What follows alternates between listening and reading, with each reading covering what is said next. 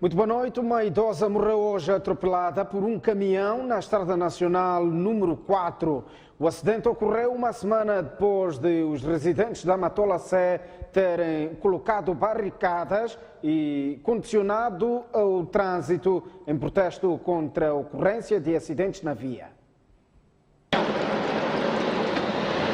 É mais um registro de atropelamento que tirou a vida de quem, provavelmente, despediu-se da família com promessa de regressar a casa o mais rápido possível. Uma promessa que, de certa maneira, era o anúncio do último adeus. Algumas testemunhas pedem uma rápida intervenção de quem de direito, pois são frequentes os acidentes desta natureza. A partir da zona da Tricamo até mais ou menos o cruzamento da Shoprite ou até a portagem, fazer respeitar as regras do trânsito, principalmente para os caminhões que vêm da África do Sul. Devemos respeitar principalmente os limites de velocidade. É muito triste, não passamos uma semana, é muito. Em 2, 3 dias temos sempre alguém a perder a vida nessa estrada. Triste, lamentável. O automobilista do caminhão conta que tudo foi rápido e não pôde evitar o sinistro. Essa velhota já estava ali no meio, teve carros a circular e estava a andar de uma muleta. De repente só lhe vi daqui para aqui. Nem dava para poder tentei travar, só que eu não consegui. O mal, não digo porque as pessoas são desumanas, poderia pelo menos essa velhota lhe fazer atravessar a estrada. Não poderia atravessar a estrada sozinho. Estava a andar a velocidade excessiva. Só que quando uma coisa dessa acontece, sempre dizem de que é excesso de velocidade. Mas eu não estava a andar a velocidade excessiva, porque eu tenho conhecimento de que aqui sempre fica a polícia de velocidade. Então, não posso correr com aquele tipo de caminhão. É mais uma morte registrada aqui na Estrada Nacional número 4, entre a farmácia Witbank e a zona do Avenida. Desta vez, a vítima é uma idosa que se compreende que tenha uma idade de 60 a 70 anos. Ela morre atropelada por um caminhão, o mesmo caminhão é este, como documentam as imagens. De recordar que há poucos dias a população daqui do bairro da Matola Sé colocou barricadas nesta estrada, protestando os acidentes sistemáticos, dizia, que se assistem ao longo dessa via. Pedro Amba, Joaquim Manique, STV. Encerrou hoje a 7ª sessão ordinária da Assembleia da República. No seu discurso, a Presidente do Parlamento destacou as reformas nas instituições do Estado, o desenvolvimento do capital humano e a melhoria do ambiente de negócios como principais desafios do país. Permitam-me que em voz alta e de bom tom diga em vosso nome, missão cumprida.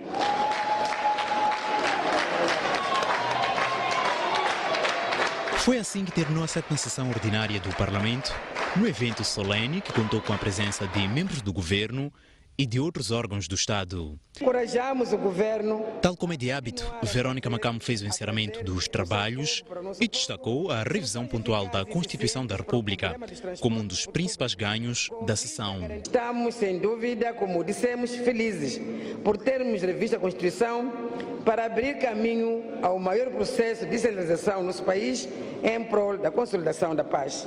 A Presidente do Parlamento diz que, apesar de o país registrar avanços para a paz e o bem-estar, há ainda desafios. Permitam-me que, de forma breve, partilhe com Vossas Excelências os seguintes desafios, olhando para o futuro da nossa sociedade.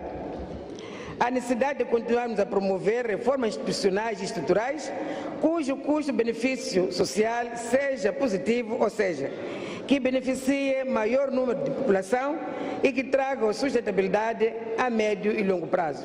No âmbito econômico, continuarmos a adotar medidas que contribuam para melhorar o ambiente de negócios e para incrementar o investimento nacional e estrangeiro, gerador de riqueza e de emprego, sobretudo para os jovens. Continuar a apostar no desenvolvimento do capital humano, no espírito inventivo e inovativo e no saber fazer, nas incubadoras de negócios, na introdução do conteúdo local na cadeia de valor dos grandes projetos e na diversificação produtiva das pequenas e médias empresas, aproveitando os ganhos da economia de escala que derivam do crescimento, que derivam do crescente internacionalização da nossa economia. E porque a revisão pontual da Constituição, que foi aprovada nesta sessão, é uma matéria complexa, Verônica Macama anunciou que os deputados deverão voltar ao Parlamento para uma sessão extraordinária em junho próximo, cujo objetivo é discutir a materialização da descentralização do poder. O avanço no pacote da descentralização foi um dos pontos dominantes nos discursos das bancadas parlamentares. A Frelimo manifestou a abertura para mais consensos e a Renamo defendeu que é preciso despartidarizar as instituições do Estado. Por sua vez, o MDM diz que será necessária uma nova revisão da Constituição num ambiente de paz e sem pressões. Margarida Talapa, chefe da bancada da Frelimo, iniciou seu discurso saudando o esforço das bancadas para que se alcançasse consensos sobre a revisão da Constituição. Diz, entretanto, que o seu partido sempre esteve a favor da descentralização e que um dos ganhos da sessão ordinária que terminou esta sexta-feira foi mesmo a aprovação da revisão pontual da Constituição da República. A Frelimo reafirma o seu compromisso com este processo e vai continuar a empenhar-se no diálogo e busca de consensos para aprimoramento do quadro legal necessário para a sua concretização. Referimos-nos a todo o processo da revisão do pacote eleitoral. Em nome de todos os deputados da Frelimo, vai o nosso reconhecimento às chefias de todas as bancadas parlamentares pelo seu empenho na busca de consensos em torno deste projeto. Já a chefe da bancada da Renamo entende que as instituições públicas devem deixar de estar partidarizadas para que o Estado seja efetivamente democrático. Hoje, Moçambique é um país que realiza eleições ciclicamente. Ainda há problemas. Temos todos o dever de prosseguir a luta pela construção da democracia plena, o caminho a seguir igualmente por todos os membros e militantes. Por um sim à proposta. Apesar de ter votado a favor da revisão pontual da Constituição, a bancada do MDM criticou o processo que culminou com a aprovação do texto final, afirmando que o mesmo não foi inclusivo. Iniciamos uma nova etapa de reinvenção do nosso Estado, rumo à descentralização e desconcentração efetivas, que vai exigir, no futuro, uma revisão da Constituição da República num ambiente livre de pressões e agendas ocultas. Um ambiente inclusivo e da participação real de toda a sociedade moçambicana sem nenhuma discriminação. A revisão pontual da Constituição foi aprovada em definitivo esta quinta-feira, por consenso das 3 bancadas da Assembleia da República.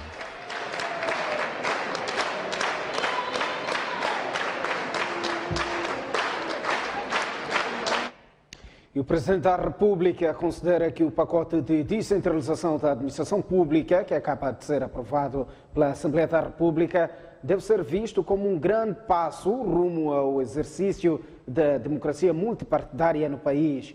Filipe News fez esta observação em Nampula, onde iniciou esta sexta-feira uma visita de trabalho de 4 dias.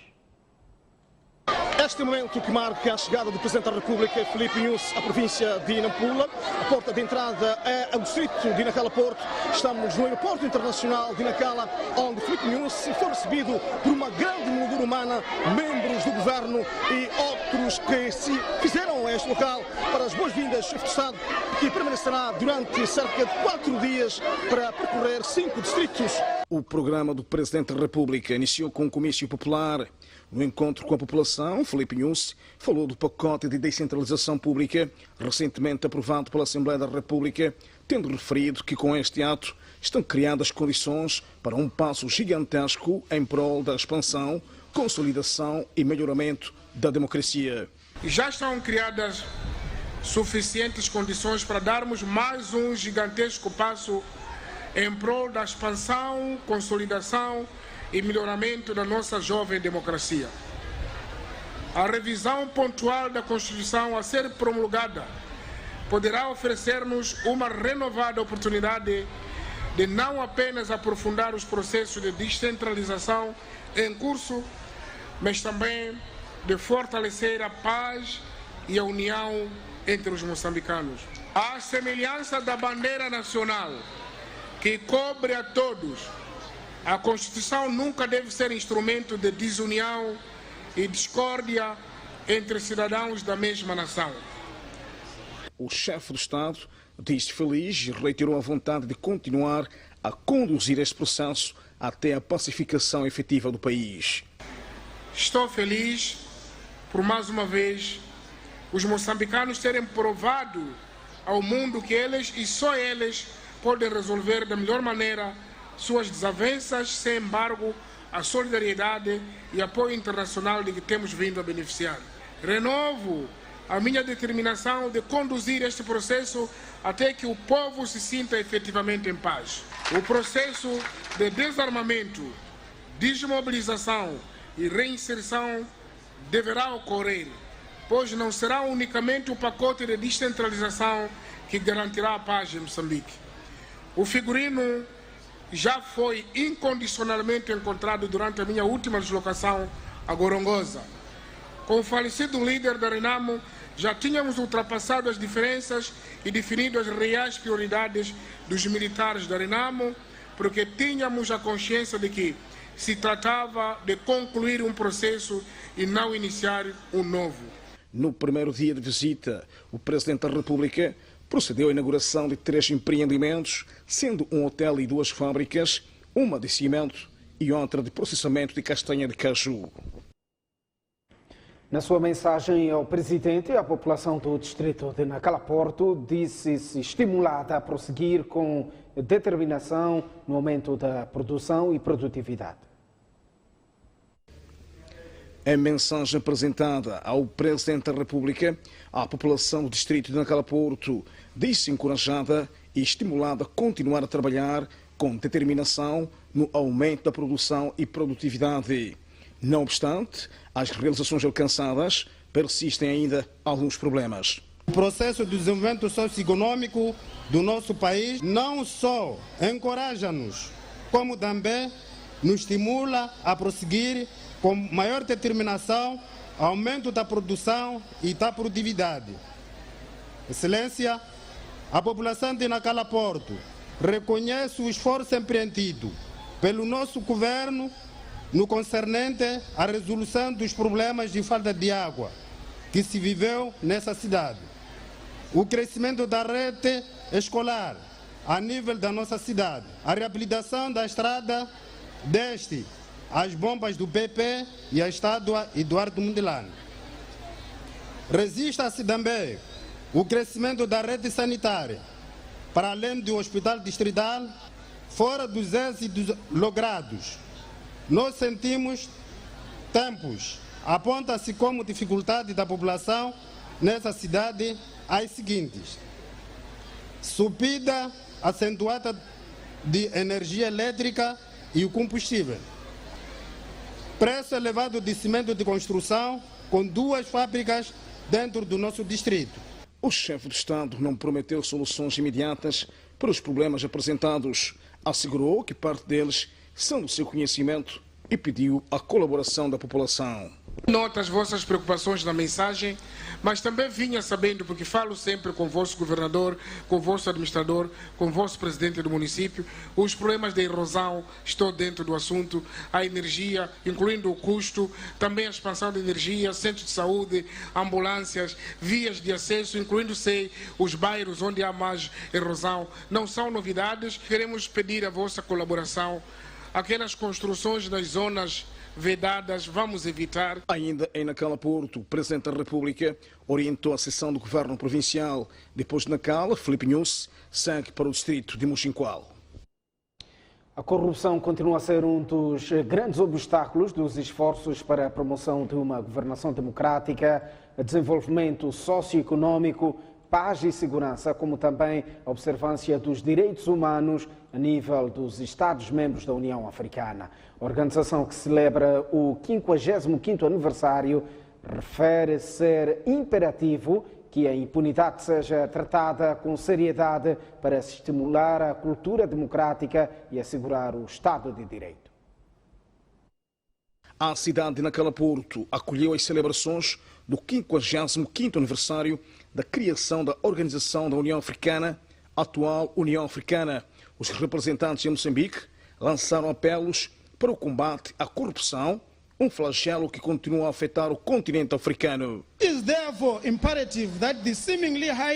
É por isso imperativo que os aparentemente elevados níveis de impunidade sejam tratados através das estruturas e instrumentos da nossa União Africana, que foram adotados para estimular uma cultura de democracia e assegurar a boa governação e o Estado de Direito. A União Africana identificou que a corrupção é um dos grandes obstáculos que impede todos os esforços para a promoção de uma governação democrática, transformação socioeconômica, paz e segurança e o gozo dos direitos humanos a nível de todos os Estados-membros. O Presidente da República, presente na ocasião, admitiu que o combate à corrupção requer medidas contundentes. Filipe Nunes assegurou que o país dispõe de instrumentos para o combate a este fenômeno.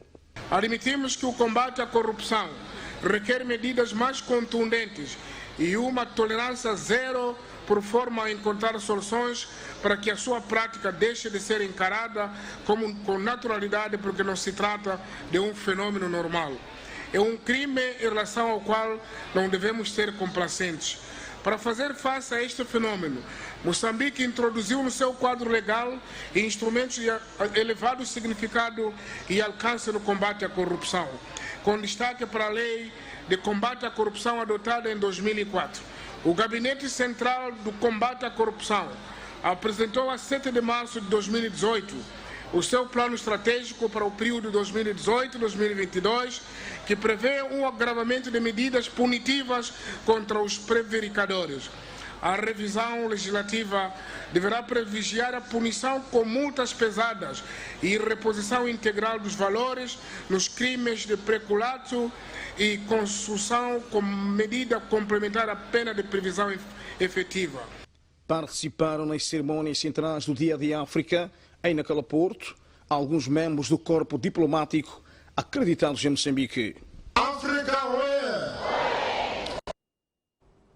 Está a ver o Jornal da Noite da STV e a esta altura recuperamos o capítulo da descentralização para dizer que a RENAMO confirmou ontem que já retomou o diálogo com o Presidente da República. O maior partido da oposição diz ainda que recebeu um bom sinal de Filipe Nunes.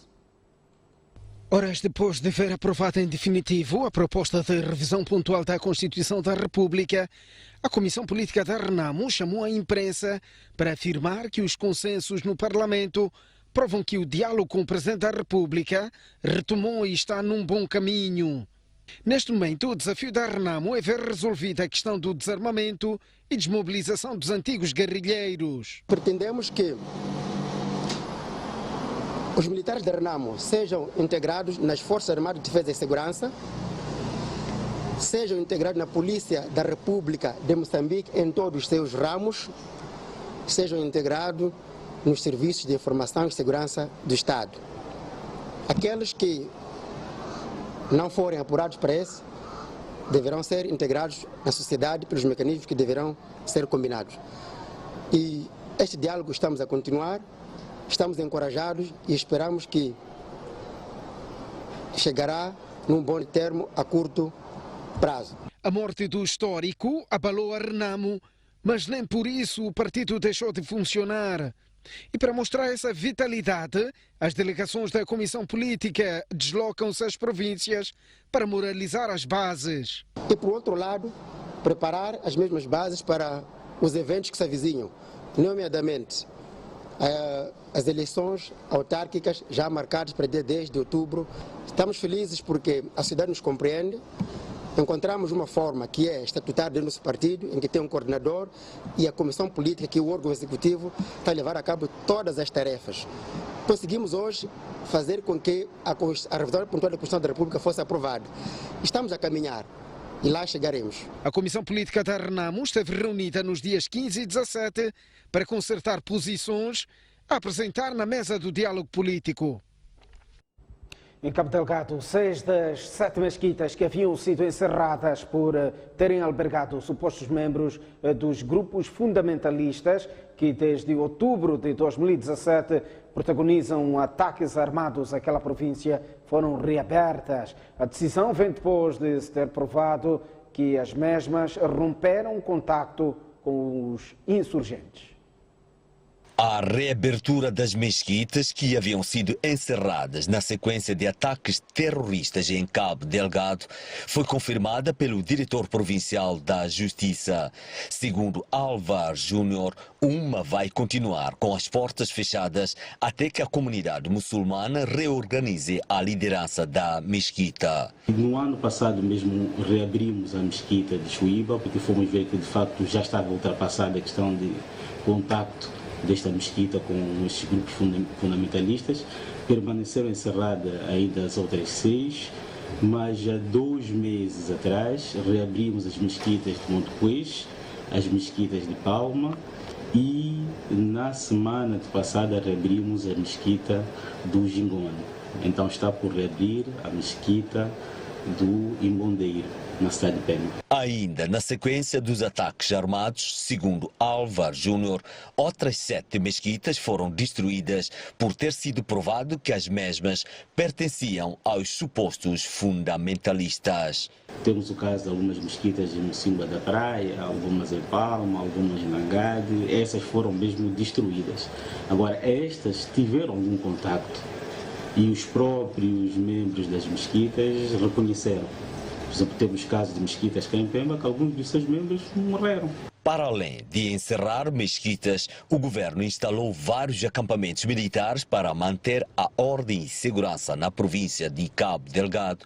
No entanto, segundo relatam algumas testemunhas, os supostos fundamentalistas continuam a recrutar jovens a protagonizar ataques armados e a saquear bens da população. De 2016 a esta parte, a Biofund já desembolsou $1 milhão para financiar ações de proteção da biodiversidade em 9 áreas de conservação no país. A informação foi avançada ontem em Maputo durante um fórum de conservação da biodiversidade. Num contexto em que se discute o impacto dos megaprojetos na biodiversidade e, sobretudo, o papel do governo como entidade reguladora, diversas organizações juntaram-se esta quinta-feira em Maputo para discutir formas de conciliar o desenvolvimento econômico do país com a proteção da diversidade. O fórum serviu igualmente para discutir formas inovadoras de financiamento das áreas de conservação no país. A Biofund diz estar no terreno a apoiar ações nas zonas de conservação. Começámos o financiamento às áreas de conservação em 2016, com uma área piloto no Limpopo, e em 2017 expandimos para 9 áreas de conservação e desembolsámos cerca de $1 milhão. Portanto, é o início do nosso trabalho, mas não somos só nós que estamos no terreno, há muitos parceiros internacionais e muitos doadores que estão a dar apoio às áreas de conservação há mais de 20 anos e há muito trabalho já feito. Um dos desafios apontados é o da capacitação do pessoal ligado ao governo e não só em matérias de avaliação do impacto ambiental de projetos, até porque Moçambique tem compromissos internacionais por cumprir. Bom, ainda estamos um pouco aquém daquilo, não consigo dar números concretos, mas sem dúvida estamos um pouco aquém. Agora, em termos de áreas de conservação, já alcançámos os 26%, o que é bastante bom e que está dentro daquilo que está definido como objetivo global. Na parte marinha, que estamos ainda muito atrás, ainda há pouco um colega dizia que estamos a cerca de 2,7% da área marinha protegida, quando o nosso objetivo internacional são 10%. E porque para executar atividades de proteção da biodiversidade é preciso ter financiamento, a Biofin, entidade ligada ao PNUD, diz estar a ajudar na feitura de um plano de ação. Existe um plano de ação para a biodiversidade. Esse plano de ação praticamente começou a ser implementado o ano passado e o trabalho que nós estamos a fazer é detalhar quantos recursos seriam necessários para cumprir aquelas metas que estão aí. Se não houver intervenção das autoridades, várias espécies como o tubarão, dugongo, rinoceronte, tartaruga marinha, entre outras, correm o risco de desaparecer em Moçambique. Vamos observar a nossa primeira pausa no jornal. Voltamos dentro de instantes com melhor de informação. Até já.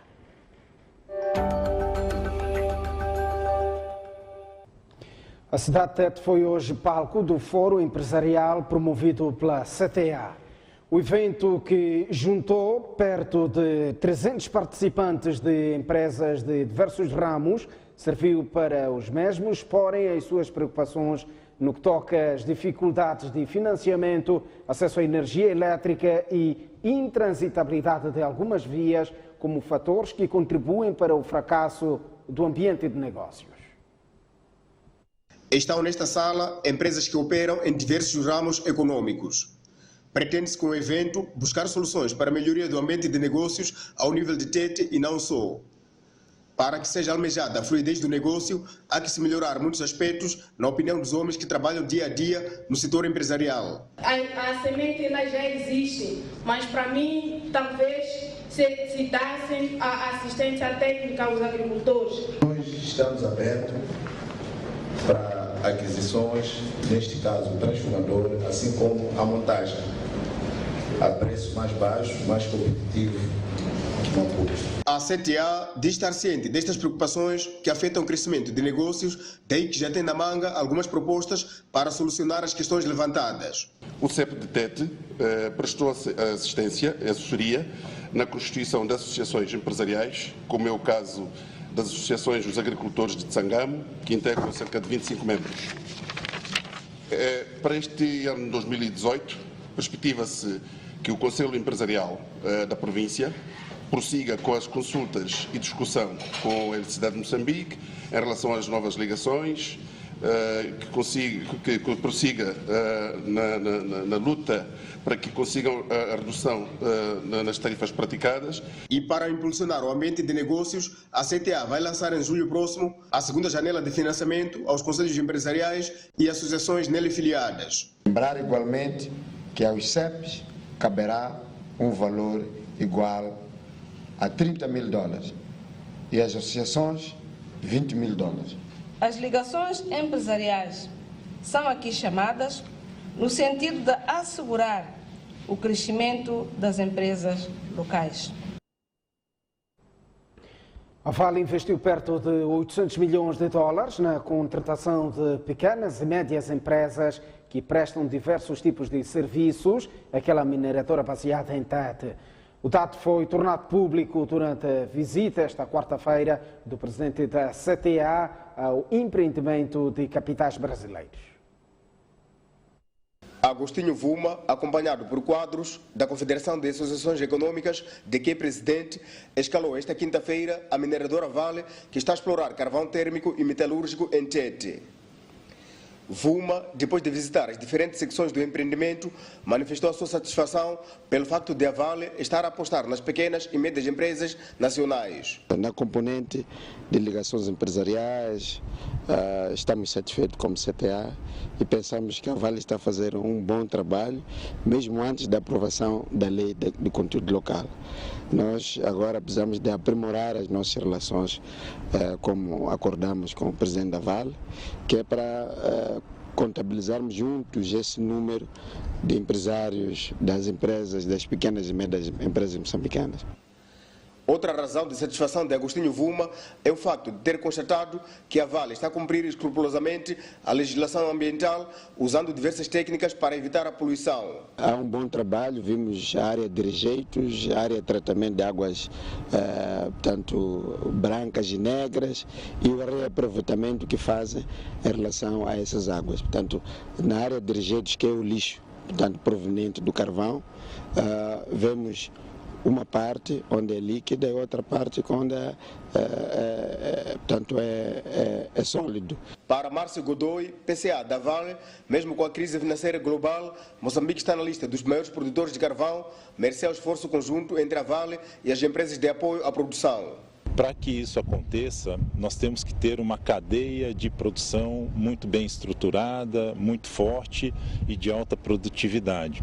Nesse sentido, a conjunção de esforços aí com os empresários locais, com os parceiros em geral aqui em Moatize, é que nos permitem atravessar essas dificuldades, né? A Vale, que espera contratar mais 140 empresas, chegou em Moçambique em 2004, tendo iniciado as suas operações em 2012 e trabalha numa área onde deverá explorar 1,4 bilhão de toneladas de carvão. A Federação Moçambicana de Empreiteiros vai reunir próximo mês com o governo para discutir o impacto da crise na construção civil. Os empreiteiros dizem que o seu setor é o mais penalizado pela crise que o país está a atravessar. Com a crise financeira que afeta o país, várias obras ficaram paralisadas, incluindo as do Estado, principal cliente das empresas de construção civil. Aliás, o impacto da crise no setor de construção civil é um dos temas que a Federação Moçambicana de Empreiteiros quer levar para a reunião com o governo, que deverá acontecer no próximo mês. Devido à situação do país, a crise que a construção civil, o setor de construção, passa, portanto, é derivado a não termos obras. Nós somos na ordem dos 2.500 empreiteiros em todo o país e as obras não são suficientes para ocupar todos estes empreiteiros.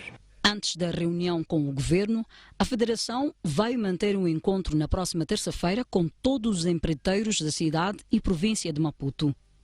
Este encontro visa identificar empreiteiros, bem como os problemas do setor da construção e discutir as possíveis soluções que serão apresentadas ao governo na próxima quinzena de junho.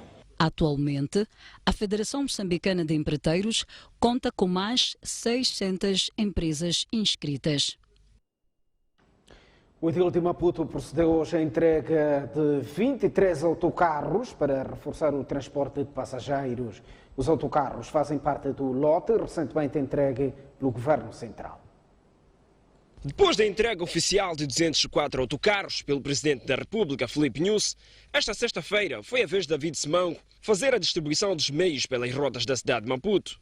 São no total 12 autocarros colocados nas rotas Maguanine C Baixa e Maguanine C Museu e que vão reforçar a frota da Cooperativa Transportes, que operava com 50 autocarros atribuídos em 2016. Decidimos hoje começar a entregar os autocarros. E começamos em Maguanine C, por uma razão muito especial, ou por várias razões. A primeira é porque é uma zona muito carenciada de autocarros. A outra razão é que Cambuquane é o distrito mais populoso. Como ouviram o vereador, sempre que começa diz em nome de 321 mil habitantes de Cambuquane. Então, é do distrito que tem o maior número da população à semelhança de Camavota. São os dois distritos. Esperamos que esses autocarros sirvam a toda a nossa população. Hoje entregamos aqui Maguanine C, a seguir nos Impeto, mas na próxima semana vamos entregar na zona de Camavota. Os 12 autocarros terão capacidade para movimentar diariamente cerca de 14 mil passageiros. Ainda esta sexta-feira foi feita a entrega de 11 autocarros no bairro do Zimpeto. A Universidade Eduardo Mondlane graduou 546 licenciados e 30 mestres. Na ocasião, o reitor apelou aos graduados para voltarem às zonas de origem, de modo a ajudar a desenvolver as suas comunidades.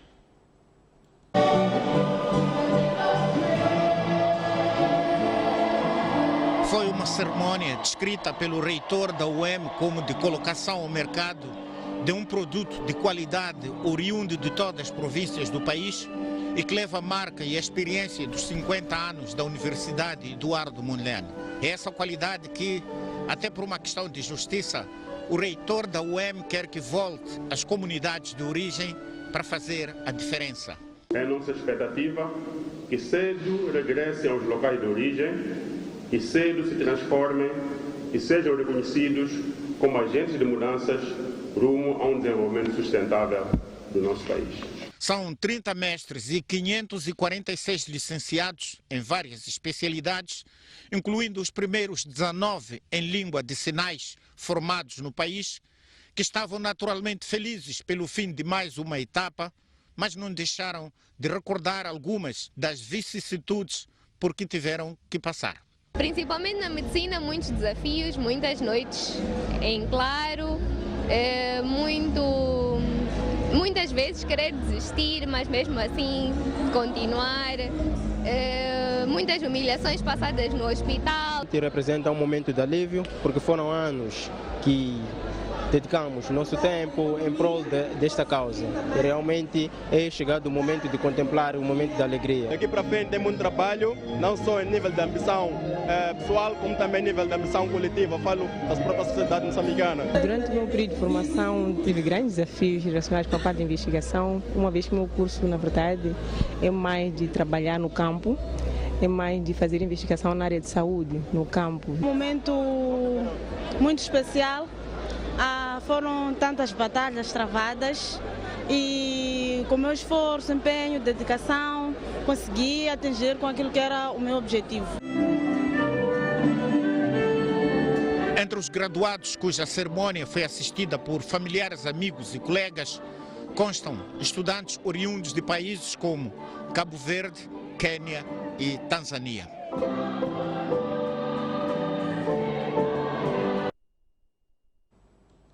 Vamos olhar o mundo. A Coreia do Norte pretende levar a cabo, ou melhor, a Coreia do Norte está aberta ao diálogo, tanto importa referir que a cimeira histórica entre os Estados Unidos e a Coreia do Norte ainda pode realizar-se na data prevista. É que o presidente norte-americano Donald Trump recuou hoje da sua decisão de cancelar o encontro depois da Coreia do Norte ter reiterado sua disponibilidade para o diálogo. Um dia depois do presidente norte-americano Donald Trump ter inesperadamente cancelado o encontro que podia ser histórico com o líder norte-coreano Kim Jong-un, Trump recuou esta sexta-feira da sua decisão. A reconsideração da medida deve-se ao fato da Coreia do Norte ter reiterado sua disponibilidade ao diálogo e ter manifestado arrependimento por tudo o que sucedeu. Ademais, a comunidade internacional havia criticado a decisão de Trump de cancelar a cimeira marcada para dia 12 de junho em Singapura e que visa restabelecer a paz na Península Coreana, bem como desnuclearizar-se a Coreia do Norte. O recente desentendimento entre os dois líderes teve início quando Kim Jong-un condenou a continuação de ensaios militares na Península Coreana, mesmo depois de importantes avanços no diálogo entre duas Coreias. O líder norte-coreano também havia chamado o vice-presidente dos Estados Unidos, Mike Pence, como marionete político de Trump, declarações que podem ter ofendido o presidente norte-americano ao ponto de cancelar a cimeira histórica. Foi a Rússia responsável pela queda do voo MH17 da Malaysia Airlines na Ucrânia, que matou 298 pessoas. A acusação formal é feita pela Holanda e Austrália depois de uma investigação que concluiu que o míssil disparado era russo.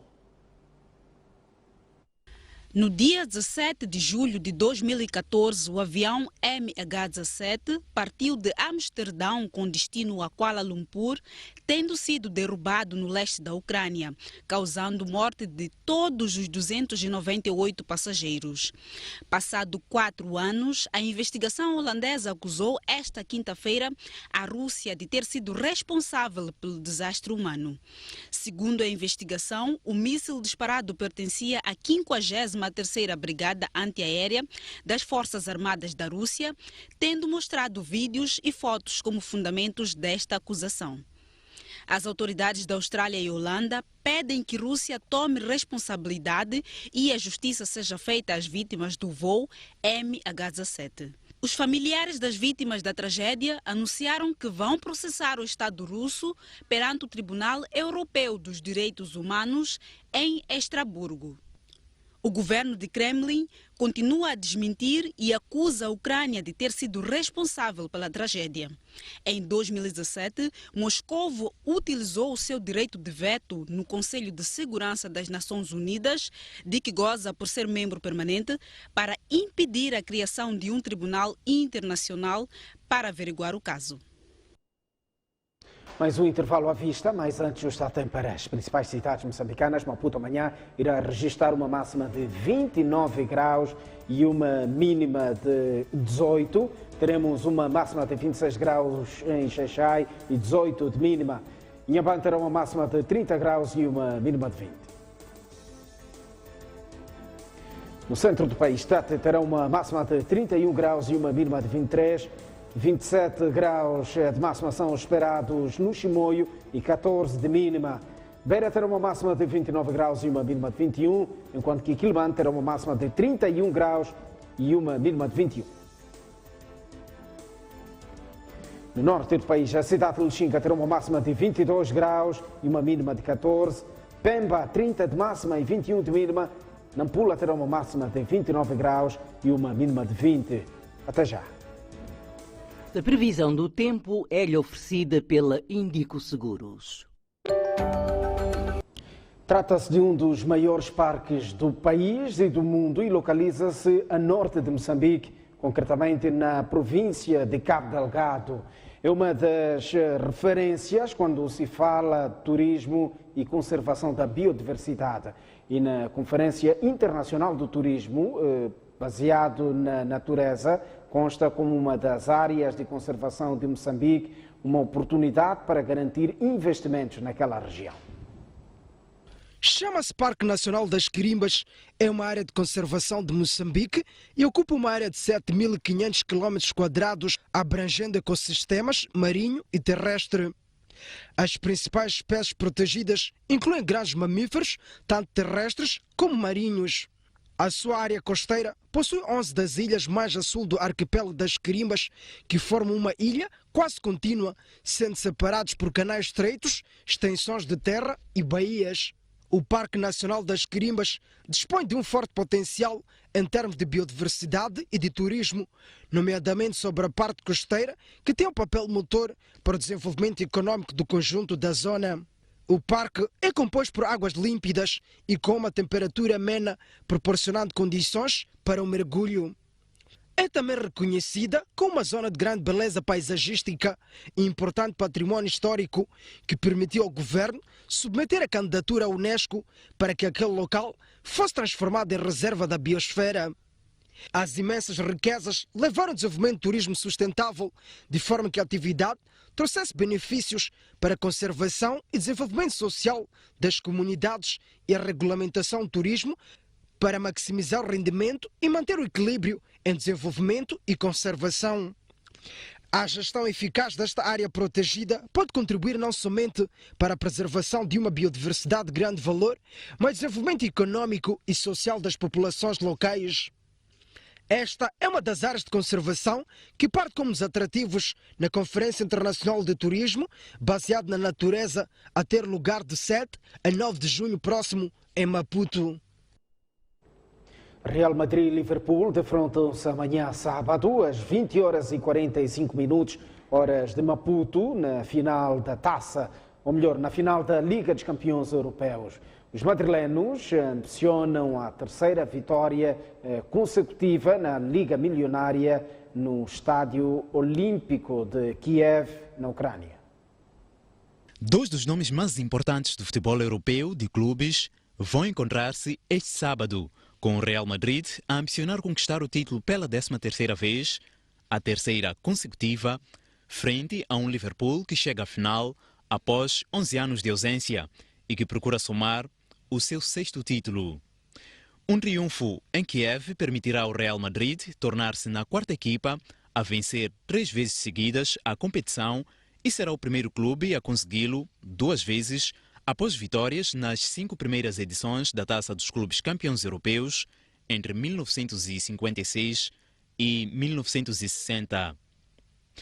Melhor marcador na história da competição, Cristiano Ronaldo pode tornar-se apenas no 5º jogador a conseguir esse feito, a sagrar-se por 5 vezes campeão europeu de clubes e no primeiro a lograr tal feito em exclusivo na era da Liga dos Campeões, caso entre em campo e o Real Madrid vença.